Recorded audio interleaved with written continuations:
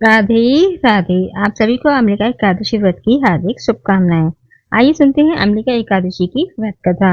अम्बिका एकादशी की पूजा के समय इस व्रत कथा का अवश्य ही पठन या श्रवण करना चाहिए। आइए सुनते हैं। एक समय की बात है, वैदिश नामक एक नगर हुआ करता था, जहाँ ब्राह्मण, क्षत्रिय, वैश्य और शूद्र सभी वर्ण के लोग बड़े ही आनंद से अपना जीवन निर्वाह किया करते थे। वहाँ सदैव वेद ध्वनि पूजा करती थी और इस नगर में पापी, दुराचारी और नास्तिक कोई भी नहीं था। उस खुशहाल नगर में चंद्ररथ नामक चंद्रवंशी राजा राज्य किया करता था। राजा अत्यंत विद्वान और गुणी था। सभी नगर जन परम विष्णु भक्त और अबाल, वृद्ध, स्त्री पुरुष सभी एकादशी का व्रत किया करते थे। एक दिन फागुन माह के शुक्ल पक्षी आमलिका एकादशी का पर्व आया। उस दिन सभी प्रजाजनों ने हर्ष पूर्वक इस व्रत का अनुष्ठान किया। राजा अपने प्रजाजनों संग नगर के एक मंदिर में जाकर पूर्ण गुंड की स्थापना करते हुए प्रभु को धूप, दीप, नैवेद्य, पंचरत्न आदि से धात्री यानी कि आंवले का पूजन करने लगे और इस प्रकार स्तुति करने लगे।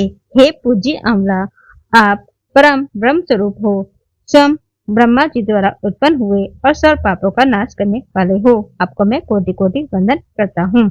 अब आप मेरा अर्घ्य स्वीकार करें। आप स्वयं श्री रामचंद्र जी द्वारा पूजनीय हो।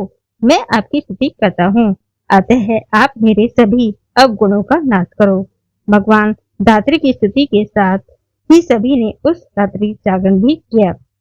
रात्रि के समय वहां एक बहेलिया आया। वह अत्यंत पापी और अधर्मी था। वह अपने परिवार का भरण पोषण जीव हत्या करके किया करता था। उस समय भूख प्यास से अति व्याकुल वह बहेलिया मंदिर में हो रहे जागरण को देखने मंदिर के कोने में जाकर बैठ गया और भगवान श्री हरि की एकादशी कथा का महात्म्य सुनने लगा। इस तरह वहां उपस्थित अन्य नगरजनों की भांति उसने भी पूरी रात्रि जागरण करते हुए बिता दी। प्रातःकाल होने पर सभी नगरजन अपने घर को चले गए और वह बहेलिया भी अपने घर को चला गया। घर जाकर उस बहेली ने भोजन किया और कुछ समय पश्चात उस बहेली की मृत्यु हो गई। किंतु आमलिका एकादशी व्रत के कारण उसने अगले जन्म में राजा विदुरथ के घर जन्म लिया और वह वसुरथ के नाम से जाने लगा। आगे जाकर युवा होने पर वह चतुरंगी सेना और धन धान्य से परिपूर्ण होकर 10,000 ग्रामों का पालन करने लगा। उसकी प्रतिभा तेज में सूर्य के समान, कांति में चंद्रमा के समान, वीरता में वह स्वयं भगवान विष्णु के समान और क्षमा में माता पृथ्वी के समान थी।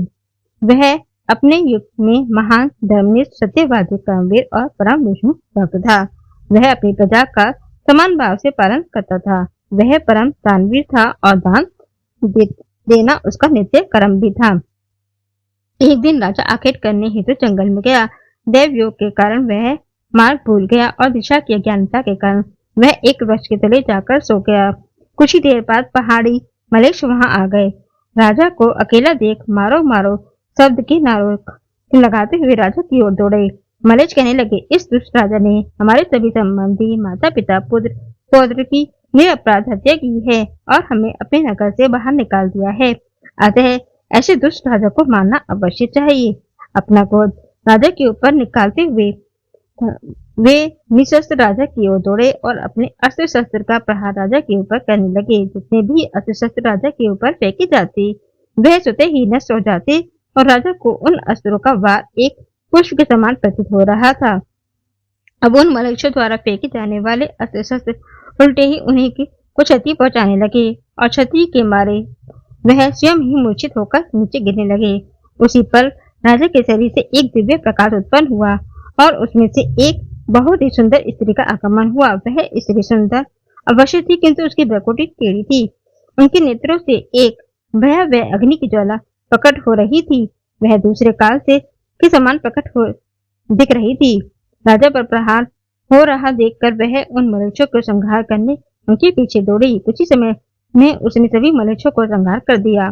कुछ समय पश्चात जब राजा जागृत अवस्था में आया तो उसने सभी मनुष्यों को मरा हुआ पाया। सभी मनुष्यों को मरा हुआ देखकर वह अशेष चकित हो उठा और सोचने लगा कि इन मनुष्यों को आखिर किसने मारा होगा। इस निर्जन वन में ऐसा कौन है जो मेरे हितैषी है, जिसने मेरे प्राणों की रक्षा की है। कि तभी आकाशवाणी हुई, हे राजन, इस संसार में भगवान श्री हरि विष्णु के अतिरिक्त और कौन है जो तुम्हारी सहायता कर सकता है।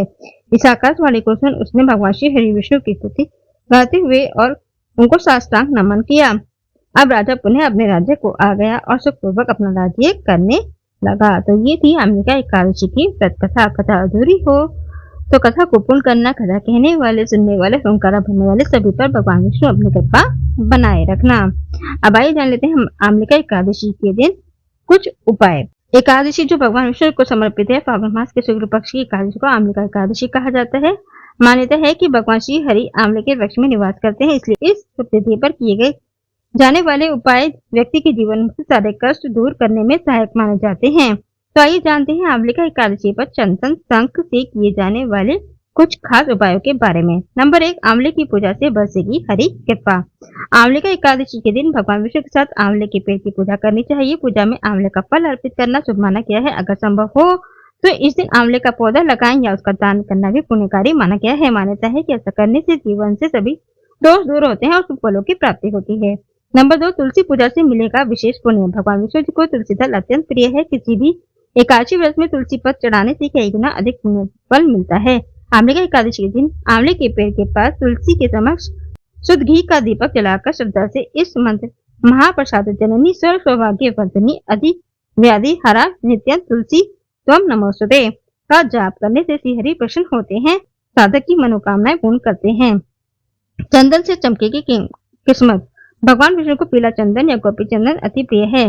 अंबिका एकादशी के दिन भगवान विष्णु को चंदन से उधर पूर्ण तिलक लगाना चाहिए। पूजा के बाद उसी चंदन को अपने माथे पर लगाने से सौभाग्य सकारात्मक ऊर्जा में वृद्धि होती है। मान्यता है कि यह उपाय जीवन के कष्टों को दूर कर भाग्य को प्रबल बनाता है।